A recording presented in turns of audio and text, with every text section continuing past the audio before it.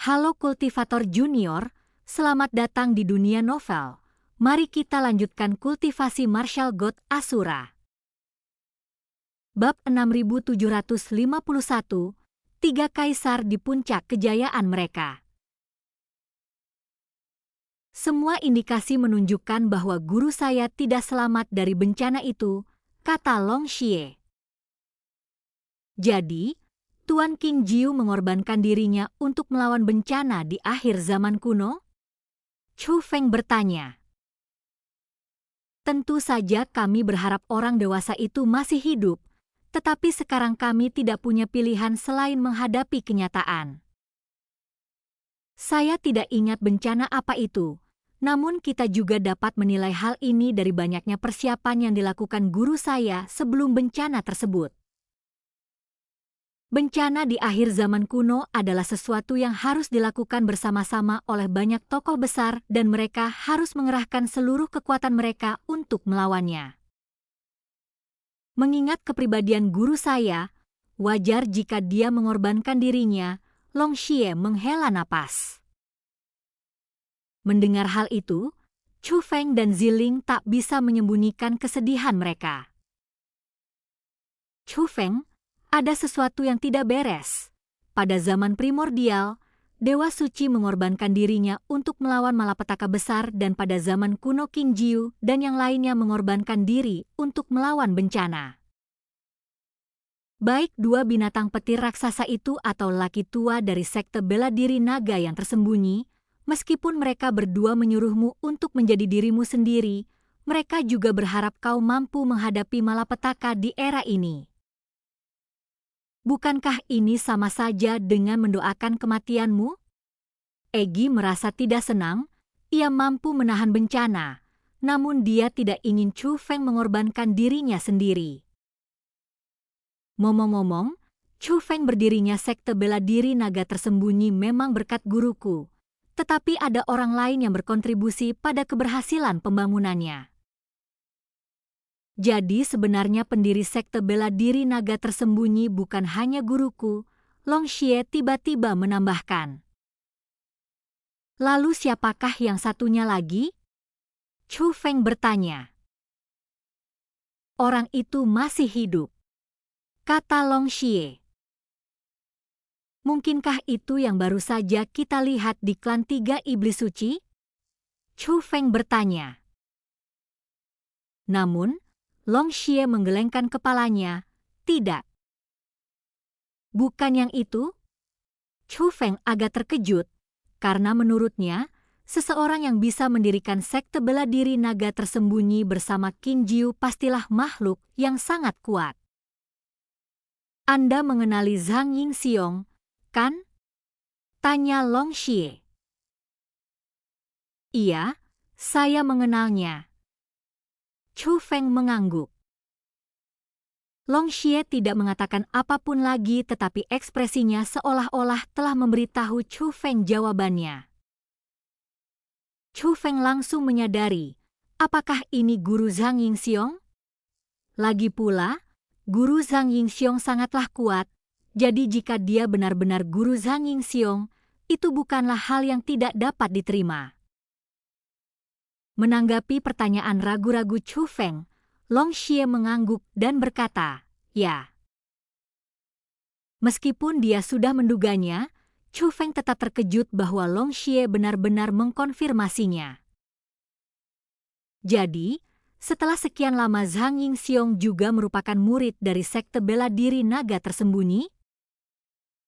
Namun Long Xie menggelengkan kepalanya, orang itu memang pendiri sekte bela diri naga tersembunyi, dan awalnya dia sangat yakin bahwa sekte bela diri naga tersembunyi dapat menemukan dan membimbing bakat-bakat yang mampu menahan malapetaka. Namun kemudian dia tidak lagi percaya bahwa sekte bela diri naga tersembunyi dapat menemukan seseorang yang mampu menahan malapetaka tersebut, jadi dia pergi dan memilih jalan lain. Zhang Yingxiong pastilah orang yang dipilihnya melalui jalan lain, orang yang mampu menahan malapetaka. Jika tidak tempat itu tidak akan diberi nama seperti itu, Long Xie tersenyum tipis. Senyum itu mengandung nuansa menggoda, seperti candaan antara teman lama.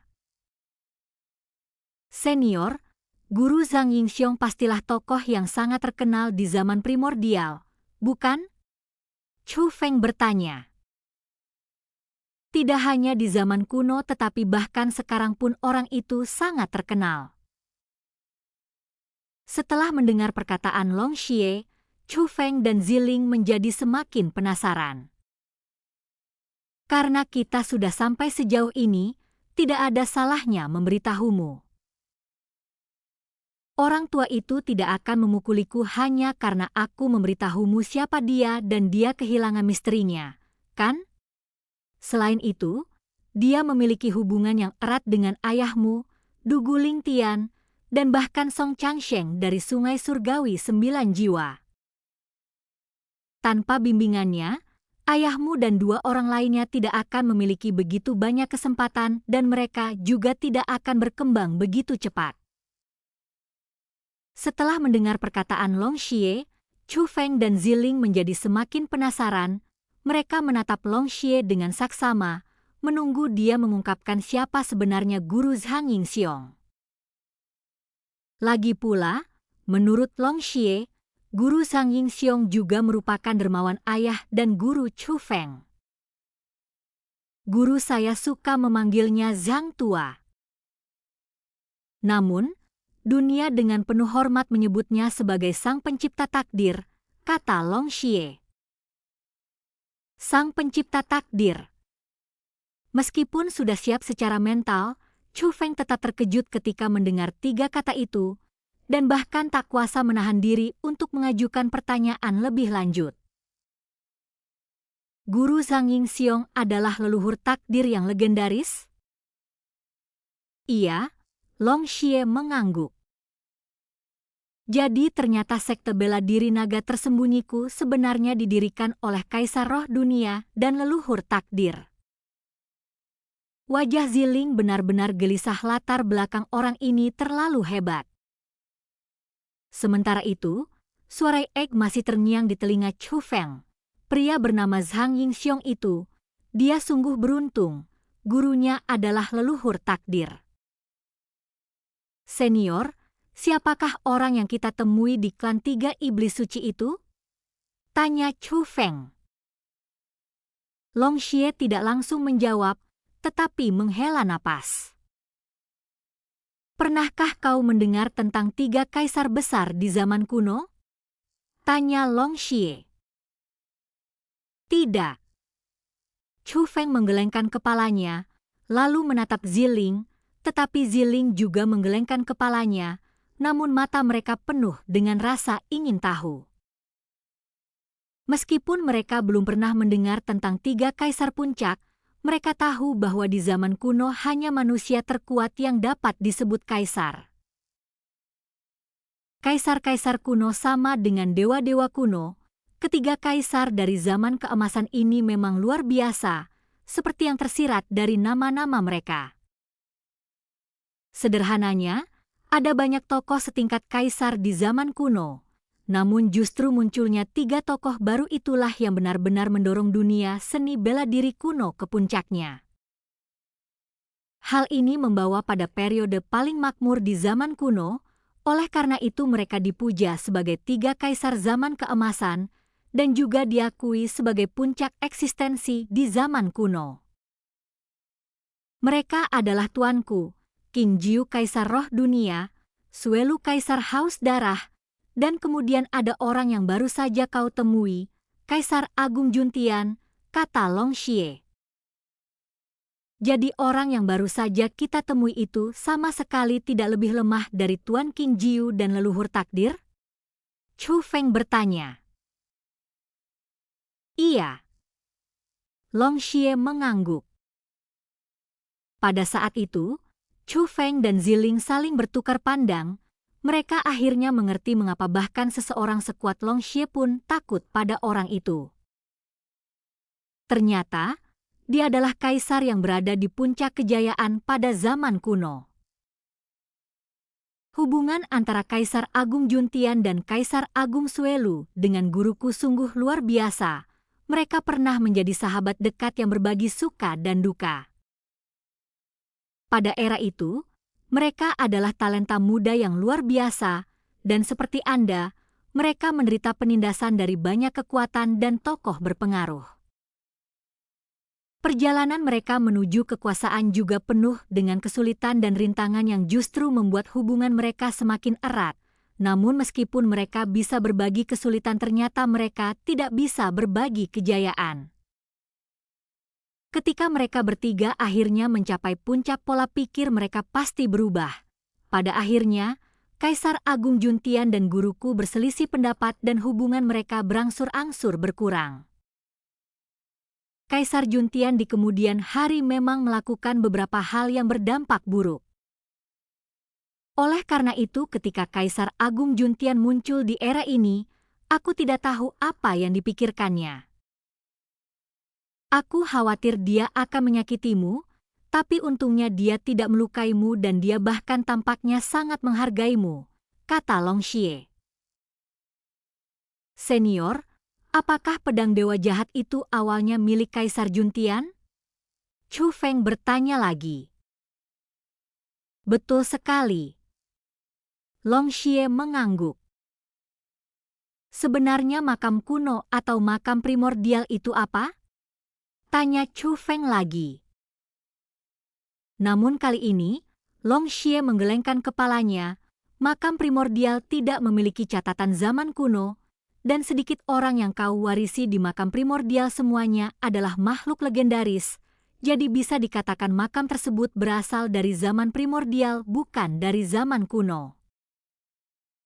Di zaman kuno, hanya manusia yang menerima warisan mereka, tetapi hampir tidak ada yang melihat mereka. Kami mengira mereka telah lama meninggal, tetapi tanpa diduga mereka muncul di era ini. Setelah mendengar itu, ekspresi Chu Feng berubah. Maksudmu, leluhur Dao petir api dan leluhur Dao api jahat masih hidup?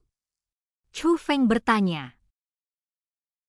Ya, dan makhluk-makhluk dari era primordial ini muncul bersamaan dengan Kaisar Agung Juntian. Masalah ini bukan hanya aneh tetapi juga sangat ganjil, dan hal itulah yang membuat saya khawatir. Aku punya firasat bahwa Kaisar Agung Juntian sedang merencanakan sesuatu. Pada saat itu, Long Xie dengan sungguh-sungguh berkata kepada Chu Feng. Chu Feng, ingatlah, ini tidak peduli bagaimana Kaisar Juntian memperlakukanmu di masa depan, bahkan jika dia memperlakukanmu dengan sangat baik, kamu tetap harus waspada terhadapnya. Iya, senior. Chu Feng mengangguk dengan berat. Setelah itu, Chu Feng dan Ziling mengobrol dengan Long Xie untuk beberapa saat lagi. Diketahui bahwa Long Xie dan kelompoknya akan tetap berada di sekte bela diri naga tersembunyi dan tidak tertarik pada Sungai Surgawi ke-9. Jadi Chu Feng dan Ziling tiba di tempat yang telah mereka sepakati bersama semua orang, meskipun sebagian besar orang memilih untuk tinggal di 8 Sungai Surgawi. Namun hampir semua sekutu Chu dan semua teman Chu Feng hadir, meskipun sebagian besar orang senang karena Chu Feng dan para sahabatnya akan memulai perjalanan baru, rasa ragu masih menyelimuti kerumunan dan banyak yang bahkan meneteskan air mata. Tidak hanya wanita tetapi banyak juga pria yang meneteskan air mata. Saat ini Sungai Surgawi ke-9 yang tak dikenal berada tepat di depan mata kita. Terlihat sangat dekat namun juga tampak sangat jauh. Chu Feng tahu bahwa Sungai Surgawi ke-9 yang menyilaukan yang dilihatnya bukanlah Sungai Surgawi ke-9 yang sebenarnya, karena itu hanyalah sebuah pintu masuk. Jika Chu Feng melangkah satu langkah lagi ke depan, dia akan memasuki Sungai Surgawi ke-9 yang sebenarnya. Apakah ini alam dewa primordial atau api penyucian primordial? Berapa banyak makhluk legendaris yang masih ada di sana? Apakah mungkin untuk mengungkap kebenaran di balik bencana kuno tersebut? Semua jawabannya akan terungkap. Oleh karena itu, sebelum mengambil langkah itu, Chu Feng menoleh ke belakang untuk terakhir kalinya. Aku tidak hanya bertemu kerabat dan teman-temanku, tetapi aku juga melihat kembali 8 sungai surgawi itu. Lagi pula inilah langit berbintang yang telah ia pandangi sejak kecil, dan yang perlu ia lakukan hanyalah mengambil langkah itu. Aku tidak tahu kapan aku bisa melihat langit berbintang yang familiar ini lagi. Selamat tinggal semuanya. Chu Feng mengepalkan kedua tangannya memberi hormat kepada semua orang, lalu berbalik dan melangkah ke sungai surgawi ke-9. Mengikuti di belakang Chu Feng tidak hanya Ziling, Xiao Yuer, Long Chengyu, Long Musi, Bai Yunqing, Li Wu, Feng Ling dan sekelompok teman lainnya, dan kemudian ada pasukan besar dari sekte penjara. Dan mereka yang menyaksikan kepergian mereka tak lain adalah kerumunan orang yang hadir di sana. Ada juga sekte bela diri naga tersembunyi, dan di dalam tanah rahasia 9 surga, dan tatapan dari kedalaman makam kuno itu.